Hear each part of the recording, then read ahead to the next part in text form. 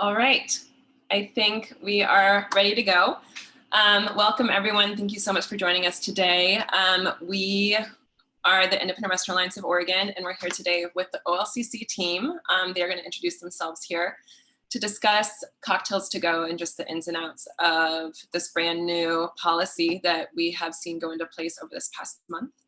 And I just want to let you know that we are going to be recording this meeting, and we'll be posting it as a blog post in the next few days on our website, which would be indprestaurants.org. And if you're not signed up for our newsletter there, I would recommend joining our newsletter on that homepage so that you can get any future announcements and the announcement of that blog post. And without further ado, I'm going to let Micah take over from here. What's up, guys? See a lot of folks out there that I know, so I'm glad you guys were able to make it in to do this. Hope this is going to be informative for you. I will ask that if you have any questions that come up that we aren't addressing, just hold those until the end. We are going to try to leave some time so that you guys can ask some follow-up questions. What was that? Sweet.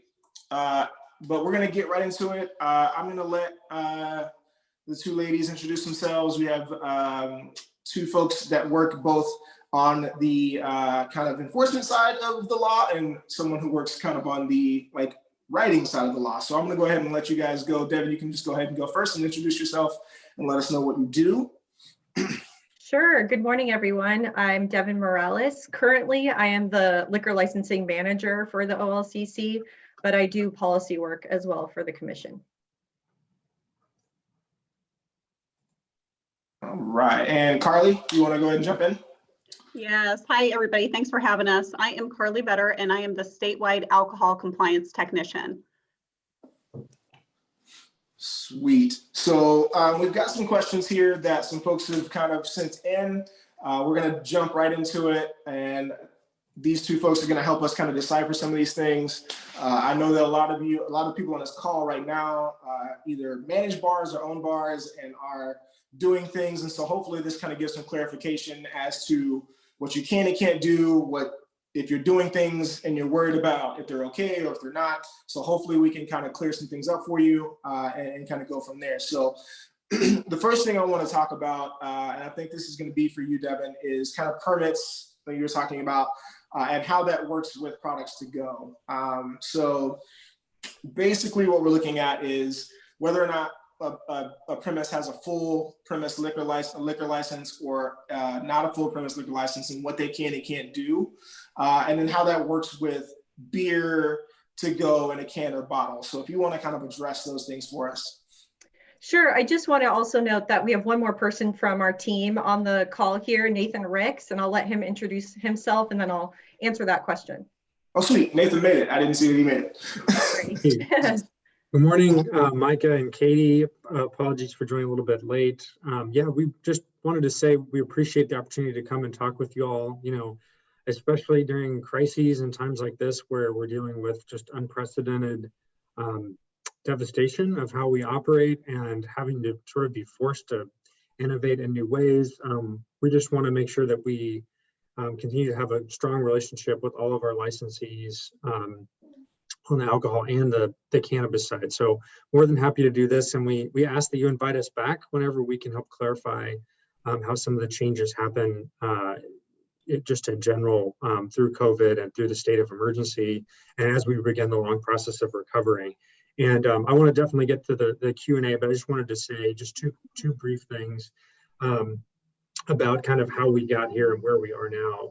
And the first is probably pretty well known. OLCC, we did as much as we could in March and April to defer fees and to sort of take any unnecessary things off of the table for all of our licensees as soon as the pandemic hit. And these sorts of things we did as much as we could underneath existing law. And the number one reason why we couldn't do cocktails to go was because we needed a change in law. And, for those of you that are really just thinking, what's the bottom line here? How do I get these drinks to go out the door with meals? The major hangup really was because the law needed to change. Other states that did it quickly just didn't have that prohibition, but we had a specific prohibition that prevented distilled spirits from being taken off of on-premises licensees. So that's what held us up. But we knew early in April and in March, when all of this hit, that this was likely something that was coming up. So we did everything we could to get ready for it.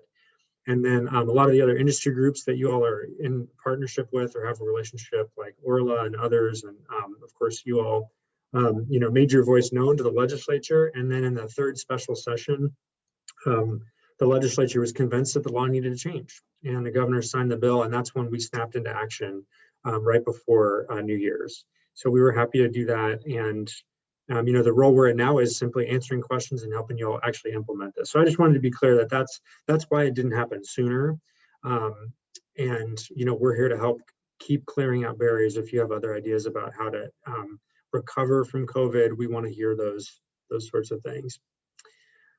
So back to you, Micah and Devin. I know you guys want to jump into the questions. Yeah, thank you so much for that, Nathan. That was awesome. I know a lot of people had that question and concern, so thank you for clearing that up. And just so folks know, the OLCC can't change the law, which is why we had to have the legislature do it. So thank you so much. But Devin, if you want to go ahead and jump right in and talk about licenses and permits and how that works with this, please. Sure. So the full on-premises license, there are 6 different types of full on-premises licenses, but the one that's most common is our full on-premises commercial license.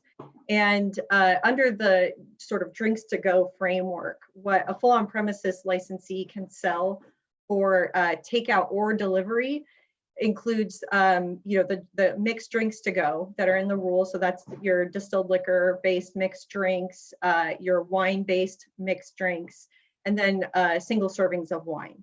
So that comes with the drinks to go rule for the full on premises licensees. And those can be sold for takeout, like customers walking in, and for delivery. The full on premises licensees also had pre that drinks to go rule, really the only option for selling for takeout, essentially off premises, was selling growlers and crowlers, like that kind of thing of beer, wine, and cider. But the full on premises license doesn't have a delivery privilege with respect to those items. So you can still do takeout, but no delivery as it stands on a growler or a crowler of beer, wine, and cider.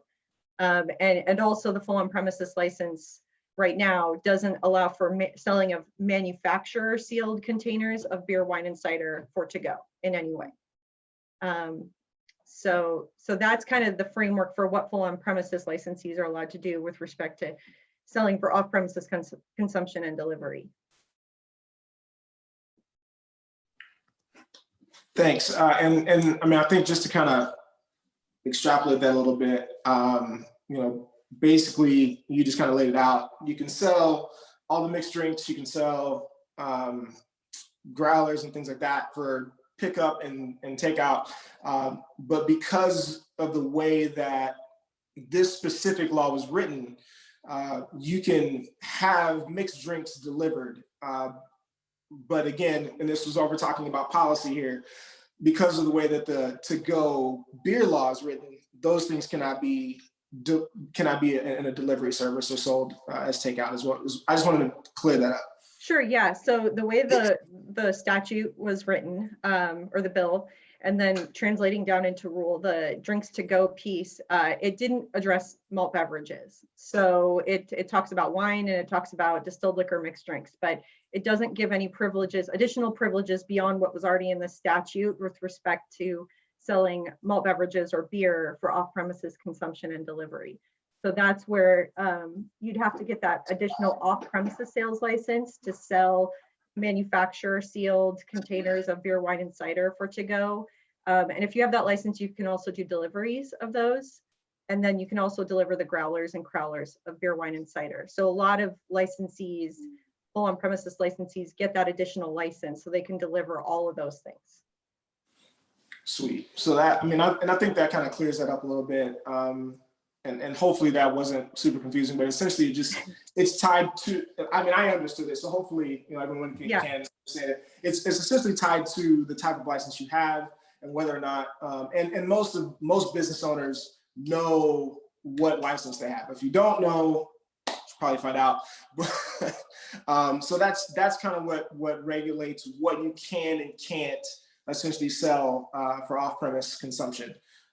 So that hopefully clears that up. So now I want to move into packaging as it pertains to mixed drinks and mixed beverages. And this is a large one. I know that this is one that I've received a lot of questions from a lot of folks around at least the city of Portland, trying to figure out like, hey, am I okay doing this? Am I okay doing that? Like, how do I do this?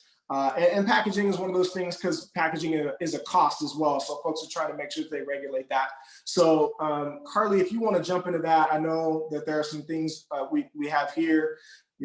There's some questions like, what type of packaging can I sell in? Can I do a mason jar? Can I do a disposable coffee cup? Can I use a juice pouch with a straw? Do these things have to be packaged individually? And what does that mean? What does that mean by individually as it pertains to the size requirements that are in the statute and all those things? And then how do I have to label these things, right? So if you want to get into that for me, Carly, I'd appreciate it. Yeah, thank you. So packaging is a very large question, and it's one of those things that licensees really want to make sure that they're doing the right thing. But it's also really confusing, and as you said, it's a cost to them. And so you don't want to buy something wrong and then have to go back and buy something else. But I will say, as far as the mason jar goes, that is acceptable, and that is a great container to use that is secured. You do have to seal it as well, so it's apparent when that seal is broken. So a piece of tape or however, there's a lot of fancy seals that you can purchase and whatnot, but some type of a seal so you can tell when it's been opened. So that is a great option. As far as like a coffee cup or a disposable coffee cup, that may be permissible. The one thing that we need to think about is we need to make sure that that is secure and that it's sealed. And so when we talk about lids for those, it should cover the entire opening, and it should really not have a sippy type cup, and it shouldn't have a hole for a straw to go in, really. So what we want to do is try to discourage people from, picking up a drink to go and then, popping in a straw and drinking it down the road. And, it's hard for you guys as businesses because you want to sell your drinks to go. And what happens after that point is a little, sort of ambiguous as far as what happens with the patron, but you want to do the best that you can. So making sure that lid is sealed is one way, and solid is one way to make sure that isn't going to get consumed in a vehicle. But and then the last one was those pouches, and we have seen this has come up. Those two may be permissible. The biggest thing to remember is when you guys are looking at those to purchase them, you want to make sure that they can fully be sealed. So zip all the way across. They're pretty secure. They don't have a hole to just jam a straw into them. I mean, that can happen once they get to the patron's home or whatnot, but you're not sticking a straw into it and selling it out the door. So really making sure that that's secure. If that answers that portion of the question. I'm not sure if you have follow-up there before we move into the next piece. No, I think that pretty much hits it, right? It's like as long as your container is completely sealable, and if someone with a reasonable eye looks at it, they can tell like this has been opened, you're pretty much going to be good to go, right? So as long as you have something that there's an indicator that this was once completely sealed and now it's been opened, then I think that's what we're going for. Yeah, we just really want to make sure too that, you're not sending a container out the door where if you were to, tip it upside down, there's going to be, dribbles of drinks coming out of it, right? It's really got to be secure. And when we talk about sealing it, we want to make sure that seal is very apparent when it is broken. And we have seen licensees, and of course, it's a new program. We're providing education to licensees. We're not out there, trying to hammer people with violations or whatever. But we have seen some examples where there might be a seal only on one side. So somebody could flip the lid off, drink, and then put it back on, and you would never know that seal was broken. Just an FYI to the industry that really the seal should be apparent when it's broken. So if you're going to use a seal on one side, please, have a seal on the other side too, so that when that lid comes off, one of those seals is broken. So I have a follow-up question just really quickly. So I've had questions from folks that they're asking if they can use a lid that does have a straw hole or a sippy, but it then is covered with tape. like tape that is sealed on both sides? Is that something that is permissible, or is the lid supposed to be completely holeless to a certain extent? So this question is something that had come up early on, and it's been our opinion that the lid should be completely, hole free essentially. So it may require licensees to purchase different tops on those drinks that are going to be going out the door. They should be solid. But certainly if Devin or Nathan have any, different perspective on that, they can jump in too. But that's my understanding, is that we want a solid lid. So again, because if that were to tip over and spill, if you were to tip it upside down, even with some kind of adhesive on the top tape, it's questionable how secure is that. We really want to make sure it's secure. Great, thank you so much. Sweet. And then the next part of that is going to be basically packaging drinks individually as opposed to, doubles is not the best word for it, but when we're looking at the size requirements, right? So, looking at the statute, the size requirement is for a mixed distilled liquor with a mixer, no more than 3 ounces of liquor, but there's no actual size requirement on the container, just as long as it has 3 ounces. And then if it's a mixed wine beverage, it has to be, the whole entire container can be no more than 6 ounces large. And I know, I've bartended for a long time. There's a lot of people on this call that have bartended for a long time. A mixed wine beverage, the first thing that comes to mind is a Manhattan, which in double-sized form is not even close to 6 ounces. So I know a lot of people just want some clarity on how that works for them. Yeah, that is another question that's really great, and we have had that come up. So the way that the rule is written, we talk about each container. So they do have to be individually packaged and sent out the door. We understand that might be an additional cost to the industry, and and we have a lot of folks in the industry that are very conscientious as far as the environment and waste and whatnot. So we do apologize for that, but it really does need to be in its own individual container. So if you're going to have a smaller drink, you might be able to look at smaller sizes of a secure, like smaller mason jars that you might want to send them out in or whatnot, but you do need to be in their own container. Yeah. And then, yeah, so that makes sense. And so kind of leading up to that is kind of labeling on the package. And we had a question about list of ingredients, portions, also all the warnings that we need to have labeled there just to make sure that everyone is compliant as far as that's concerned. Yeah. So as far as ingredients go and portions, that is not required to be on any type of label of those containers that are going out the door. I will say that if there is questions, so let me back up. If an inspector gets a complaint about a business and they go out and they follow up with you and they have concerns that, maybe there's more alcohol than there should be or whatever, they're going to ask you guys some questions. And so it would be helpful if you licensees may have a list of, how you make each one of those drinks so that you can communicate that with your inspector should they ever follow up with something like that, but that it's not required to be listed on the container itself. If the container is being delivered, and I think there's some other questions about delivery coming up, but if it is being delivered, it needs to have, basically some kind of a statement saying contains alcohol, must be 21 in order to consume or something like that. So. Nice. And I will probably have a few follow-up questions from the audience on this when we get done. I have a fairly well understanding of this just because I've been working with you guys a little bit, but if you guys do have a question on this, I encourage you to write it down real quick, jot it down, and then when we get done, we're going to open this up and you guys can ask Carly some more specific things about your specific programs if you want, which I think will be helpful.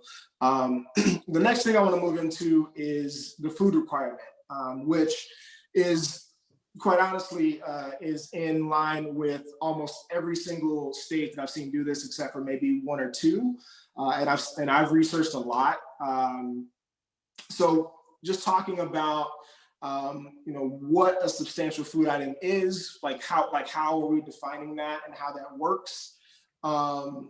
We had some really specific questions. I know, Carly, you got this, and they were really good. There's one where their business is heavily based around popular their dessert case, and they're like, that's kind of the bulk of their food sales in general, pre-COVID and now. So trying to figure out how they incorporate that into their to-go cocktails program.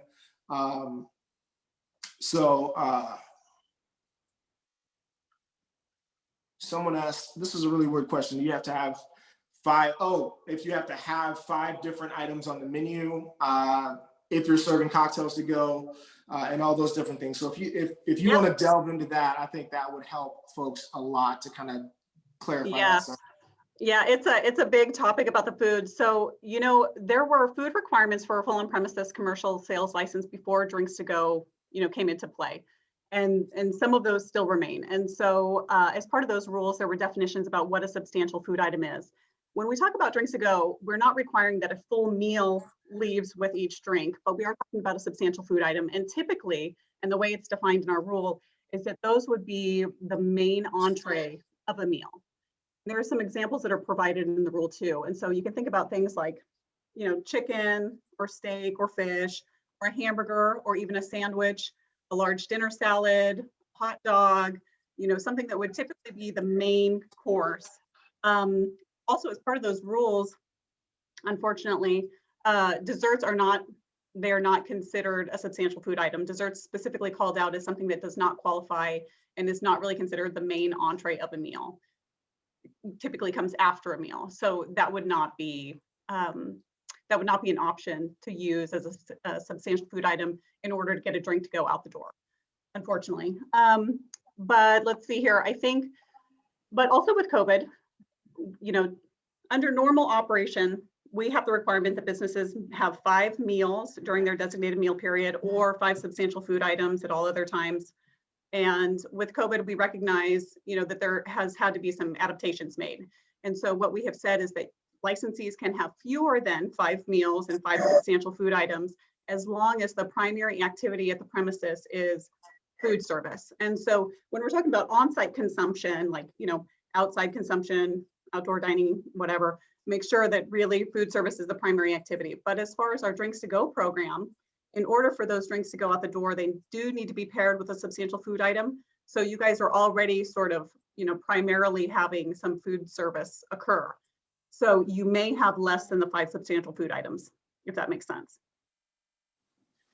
Well, that makes perfect sense. I mean, that's kind of the whole point of this, is like trying to figure out ways we can make this work for people through all of this. So, you know, that makes sense. And I understand too, and most of the folks on this call probably understand that, like, the way these things work, you know, you're not always going to get like everything. You can't make everyone happy. Like, there's going to be some give and take. It's just part of it. That's the way policy is, the way things work.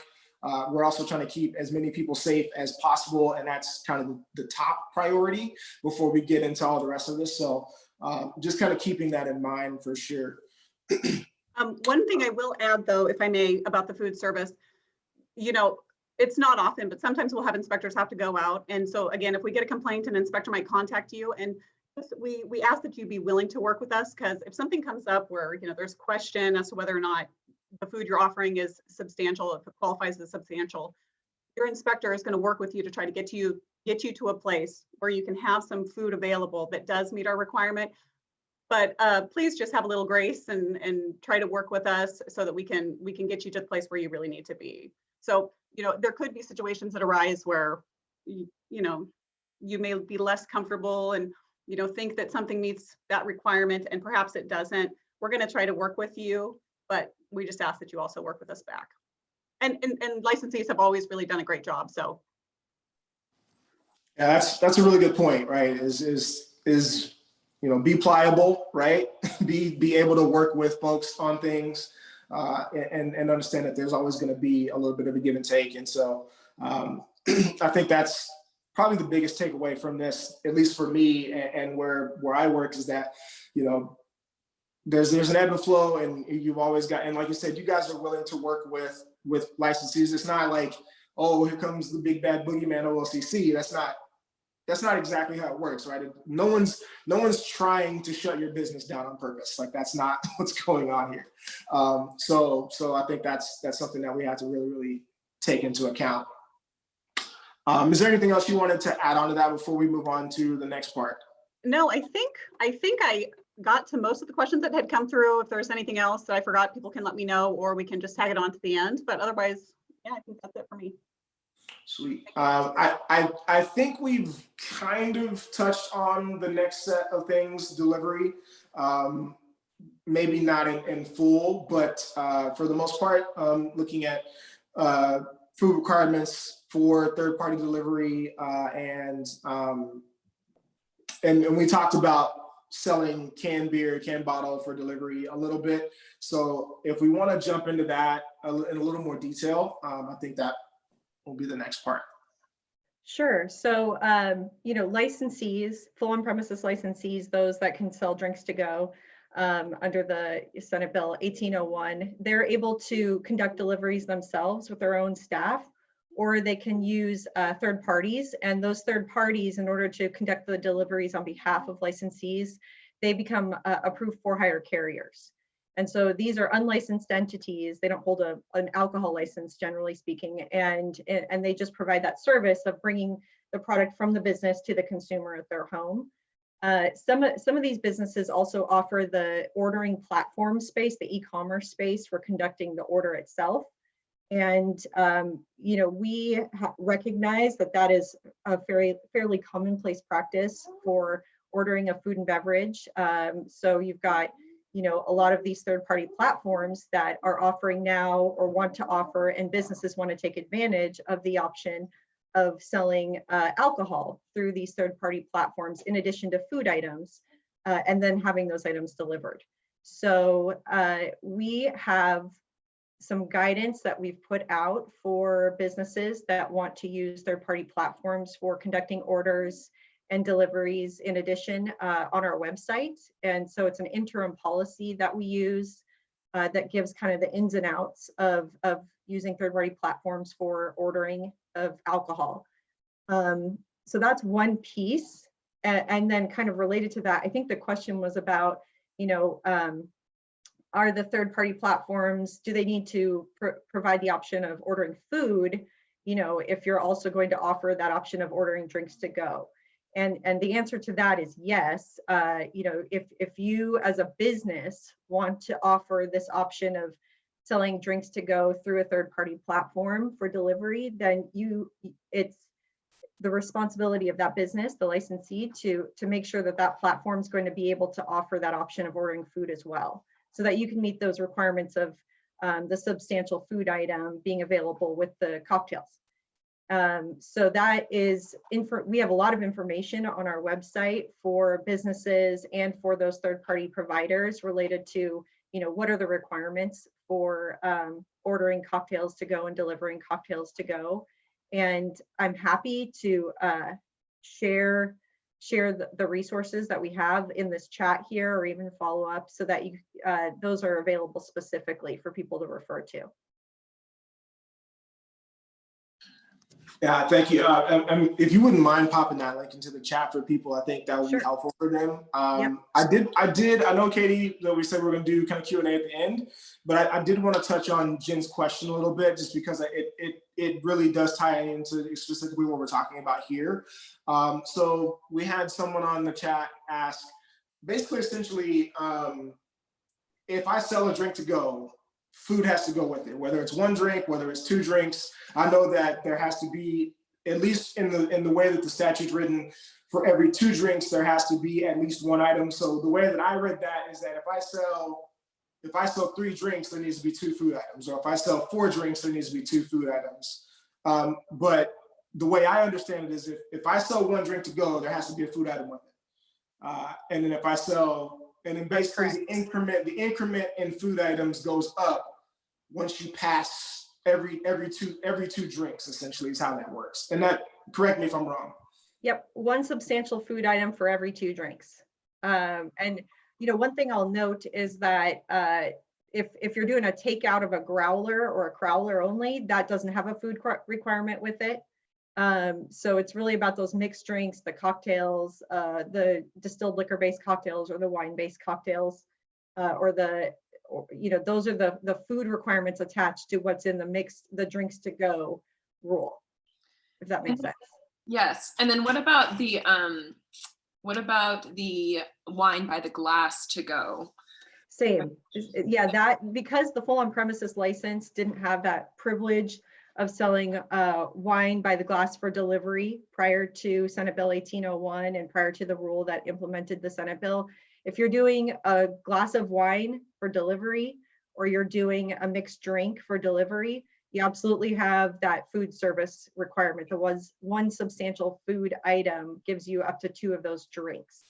If you're doing the takeout of a mixed drink, then you have that substantial food item requirement. If you're doing a securely covered container of beer, wine, or cider just for takeout, so just like a customer walks into the restaurant and wants to do takeout, just beer, wine, cider again, then the food requirement doesn't attach. Got it. And then I also have just a random question about, so if people wanted to order a glass of draft beer to go, so like the same sort of like a 16-ounce cup of glass beer and it's secured at the top, is that part of the rules? There wasn't really any mention of single serving draft beer. So I was curious about that. Yep. So, you know, the Senate Bill 1801 doesn't address malt beverages specifically. So what we're left with respect to malt beverages is what's already in the statute, in the full on-premises license statute, and what the privileges already were prior to Senate Bill 1801. And so a licensee could sell malt beverages or beer in a securely covered container, which could be like a mason jar. The tamper evident seal piece isn't a requirement for sale of a securely covered container. So it's just, you know, like what you typically think of as a growler, it will suffice. And it could be a small growler. There's a maximum size of 2 gallons, but no minimum size. So technically, you know, this is again only for takeout, not for delivery.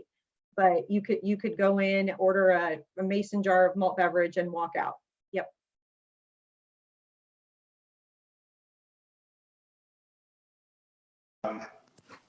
Nice. And then, you know, we kind of touched on this a little bit, but you talked about all the things we just talked about, especially with malt beverages, ciders and beers being for takeout. But you mentioned earlier that that's not part of the delivery option because it wasn't written into Senate Bill 1801, essentially, right? So, right. So the beer, wine, and cider in securely covered containers, that privilege for the full on-premises license, it's only for takeout, not delivery. So if you want, as a full on-premises licensee, to deliver the securely covered containers of beer, wine, and cider, then that's where you get the off-premises license. It's a separate license that gives you those off-premises privileges, and then you can deliver.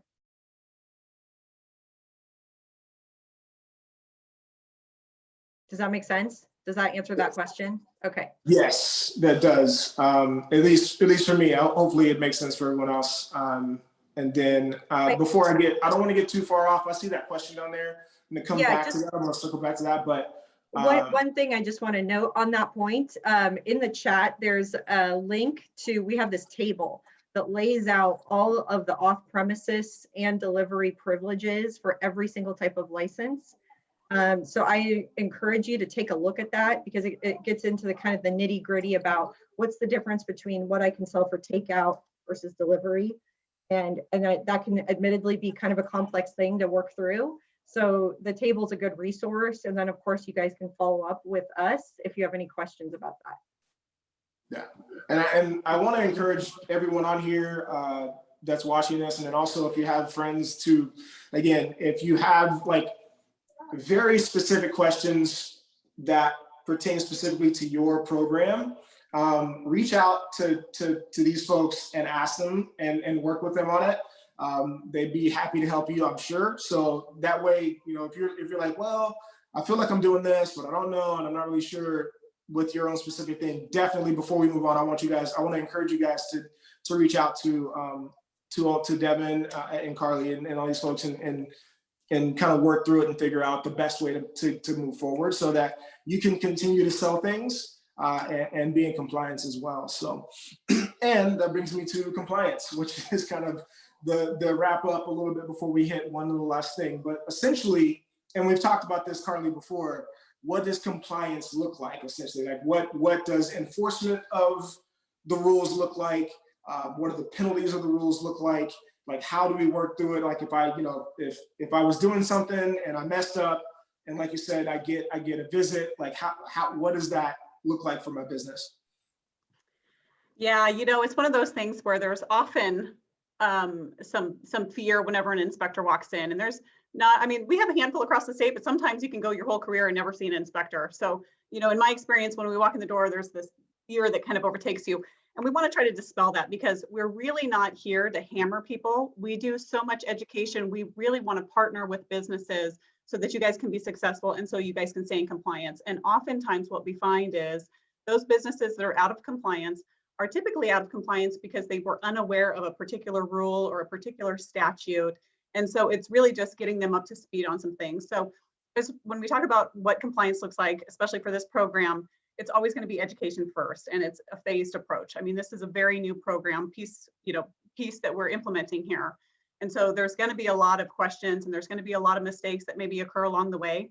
So we're going to guide you guys to get you back into compliance. But with that said, you know, there might be outliers sometimes that will do some things that they know intentionally might not be correct, you know, for whatever reason.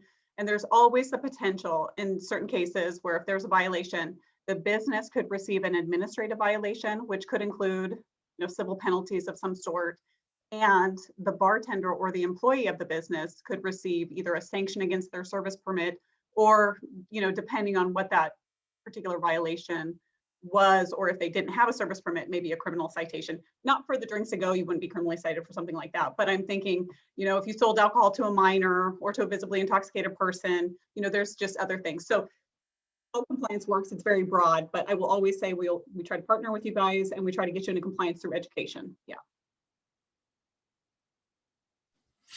Yeah, that's always been my experience too, is that it's always a conversation first, and a way to kind of get you on the right path. And like you said, most folks are that do the wrong thing essentially just because they didn't know, or they didn't understand the rule, which is why we're having this meeting, and hopefully we can clarify some of those things. So we're gonna hit one more little thing and kind of wrap up, and then we've got a little bit of time for any other follow-up questions that anyone may have. But one of the things that I know a lot of folks have been asking about, something that people, you know, as soon as Senate Bill 1801 passed, they were like, oh, wait, you know, some folks didn't even understand it at that point. And that is long-term or permanency of this. Is that a thing that is possible? If it is, how do we make it so? And I know, Devin, we were talking about this earlier with that. So I want to let you just go ahead and jump on that real quick. Sure, yeah. So Senate Bill 1801, as Nathan mentioned at the top, that was passed during the third special session last year. And really that's where the sort of drinks to go permission came from. And that bill has a sunset clause, which is tied to the emergency declaration. And so the privileges of selling drinks to go, cocktails to go, that is essentially going to expire under that version of the bill 60 days after the end of the emergency declaration. And that time frame will trickle down into our rule implementing the bill. And so right now, the rule that we have on the books, it says, you know, it will expire 60 days after the end of the emergency declaration. And we adopted a temporary rule to implement that bill. So it took effect right away back at the end of December. And then we also simultaneously initiated permanent rulemaking with the same rule language. And so we'll go through the traditional rulemaking process on that rule, involving a rules advisory committee and talking through, you know, what does that look like? But as it stands, even though it's going to be a permanent rule, it still has that sunset clause because the authority for the rule, it has a sunset clause. So that's kind of what's going on the rulemaking front. But we also have a bill that has been introduced during the 2021 session, Senate Bill 317, that looks at making permanent the drinks to go. So that is, you know, on the books, working its way through the legislature right now. And I don't know if Nathan, you want to chime in on that at all, but that's sort of looking at a permanent option. Sure, I can say a word or two about that. So yeah, we do know that there's legislative interest in making that permanent. The legislative season just started this month and will go through the end of July, or June or July. And, you know, it could be passed at any point in there. We're preparing to make our rules permanent. We've initiated permanent rulemaking so that, you know, we don't get in a situation where our temporary rule ends and we haven't extended it. So we're preparing, you know, as if that we're going to be in a state of emergency for a while. And it could be too that that bill passes, which would then definitely make it permanent, right? So we're prepared in either case, whether it sunsets and the state of emergency ends, or whether the legislature decides to make it permanent. So, you know, if you're interested in seeing this become permanent and not just part of the COVID recovery, or if you're interested in seeing that sunset date extend, those are great conversations to have with your local legislators, both in the House, the Oregon House and the Oregon Senate. Thank you so much, Nathan, for I was not aware of that new bill, and that's very exciting. So thank you for working on that. Yeah, for sure. That's a really, really exciting thing. And you know, hopefully we can get some support behind that for folks, because I know that a lot of people would benefit from that being something they can use long term, for sure. There's one thing I wanted to touch on, and Ricky, I saw your question. I want to get to that as well. But before I move on, Devin, you talked about a rules advisory committee. Is there a way for like folks in this call to maybe participate in some of that? Because I mean, I get there's a lot of folks that I've talked to that are like, oh my gosh, like I didn't know it was going to be like this. I didn't know it was going to be like this. And it's like, is there a way for people to kind of have their voice heard during that rules making process? Yes. So we have an email address, and I'll drop it here in the chat, that you can send an email to it's our rulemaking email address, and basically say, I'd like to participate in any rulemaking related to drinks to go or something to that effect. And then we'll get you added. Those, I mean, we have to limit the number of participants. So for direct participation in the Rules Advisory Committee process. So just because otherwise it gets kind of difficult to manage the conversation when we have one of those meetings. But of course, there's also a public comment period that follows any Rules Advisory Committee work that's done, where we essentially, the OLCC will put forward the draft rules, and then anyone can provide comment on those rules, written or through oral testimony. We have a public hearing. So there are lots of different ways to get involved, but I'll send that email address in the chat here.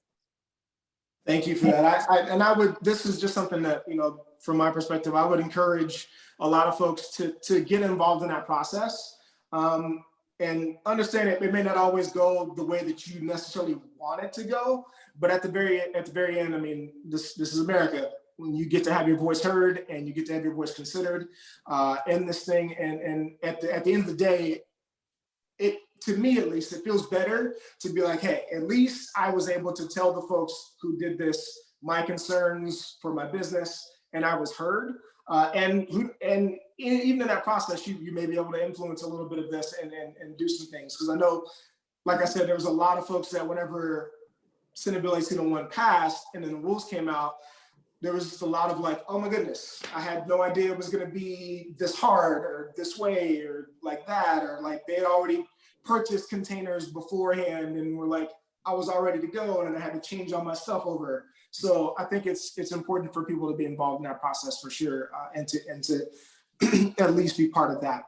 I know we had at least one question that was a really good one in the chat. I'm going to check and see if there's anything else. I'm on my phone, so just bear with me. So I know, Ricky, you had a question about liability using a third-party delivery service. So essentially, if you're using a third-party delivery service and there is the delivery driver or whoever's delivering the cocktail makes a delivery to someone who's underage or intoxicated, where does that liability fall? Does it fall initially on the person who packaged the drink and gave it to the delivery driver? Does it fall on the delivery driver at that point? How are we working through that liability? So liability, we're talking about our rules, right? OLCC rules and that sort of liability. Okay. So, the for-hire carriers, they have requirements that they and their agents, their delivery drivers must follow. And if one of those drivers delivers to a minor or a visibly intoxicated person, then I think, as Carly mentioned earlier, there's potential for criminal liability for delivery to a minor, where there would be some form of citation against that person who conducted the delivery themselves.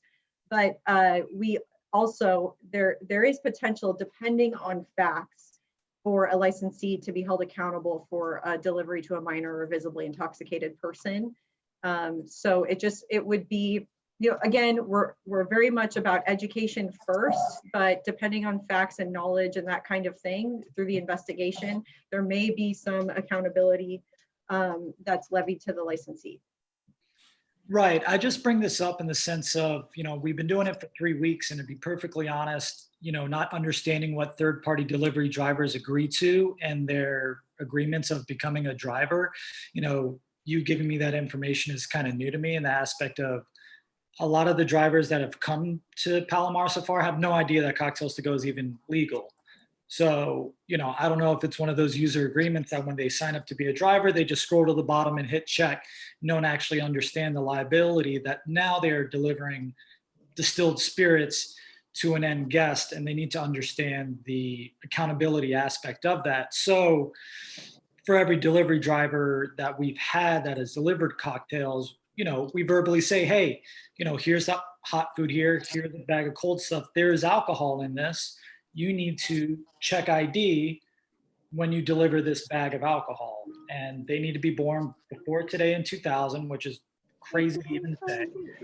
But we're just trying to be as accountable as possible. And I'm realizing that a lot of third-party delivery drivers just are not educated on it yet, to be perfectly honest.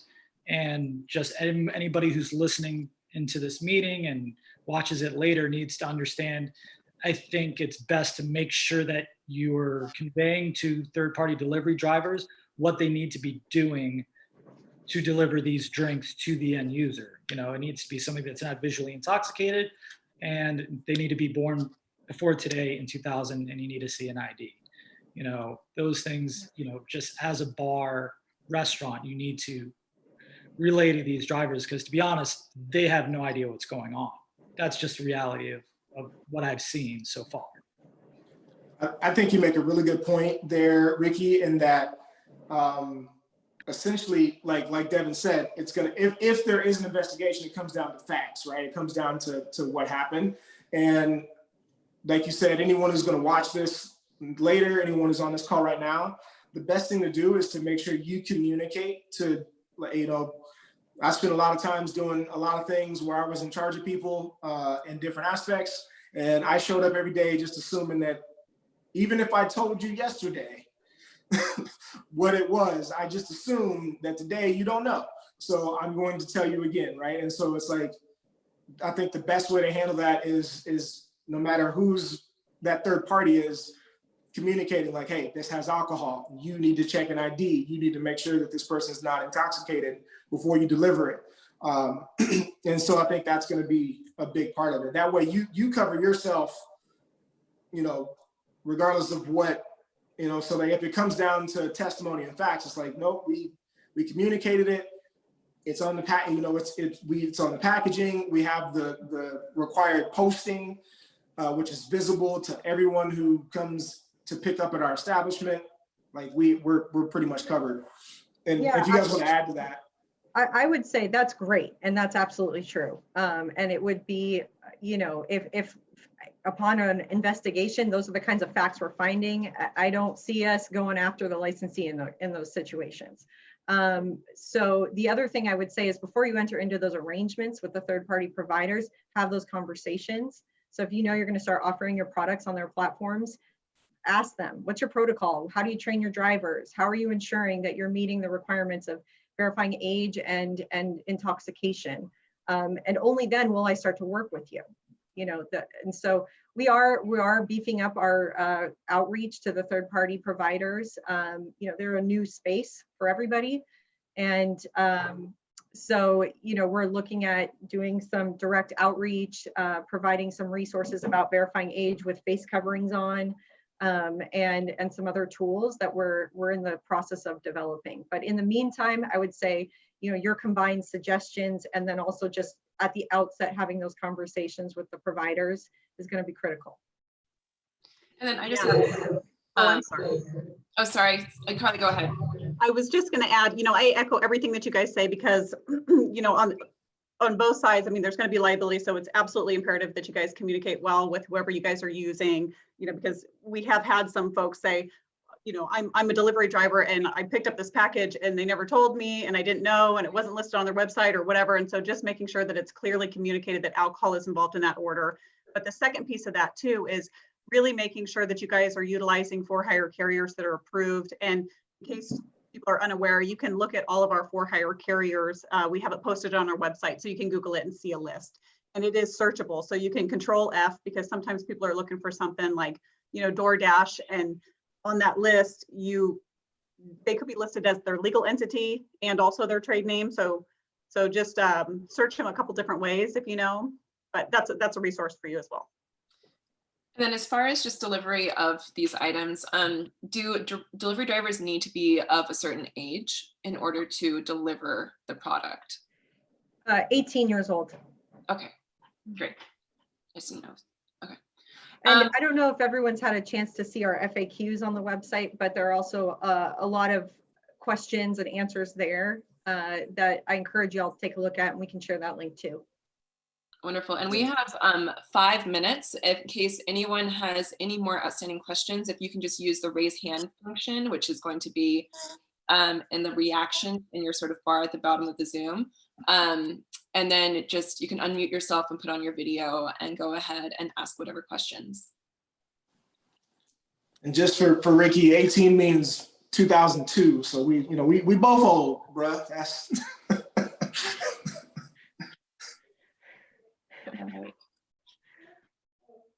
So I don't really see any questions coming through. If anyone has any outstanding questions, we are going to be posting all of this on our website, indprestaurants.org, in a blog post. We'll also have contact information for the individuals involved today, and then also have the variety of links and just revisiting the different rules and regulations for the how-tos for cocktails to go. I just want to thank all of you for being here today. This is a very exciting program that we've been seeing rolled out over the past month, and we are super hopeful to get this, to sort of like see this really help restaurants and bars survive over the coming months, and hopefully bring people back to work. And we are really excited to continue this partnership with OLCC moving forward, and are here for you guys whenever you need, and are really excited about Senate Bill 317. And if you ever need anything in the future, we are constantly trying to engage not only our community, but of course our policymakers and leaders to make sure that as an independent restaurant community here in Oregon, that we have all the tools and resources we need. So thank you everyone again. And yeah, thanks so much. If anybody want to say goodbye, go for it. I just thank you all for showing up. I appreciate all of you guys, Devin, Nathan, Carly, for joining us and taking some time out of your day to kind of help us out. Really appreciate it. Hope it was useful for everyone, and get involved with your state and local legislatures about Senate Bill 317. Get involved with these folks on rulemaking. That's what it's there for. It's a public forum, so use it. But outside of that, again, thank you guys so much. Thanks, Kate and Micah. Invite us back. Of course we will. Sure. Have a good weekend. Thank you so much, everyone. Have a good one. Bye. Order cocktails to go. Yeah, thank you guys. Bye. Bye.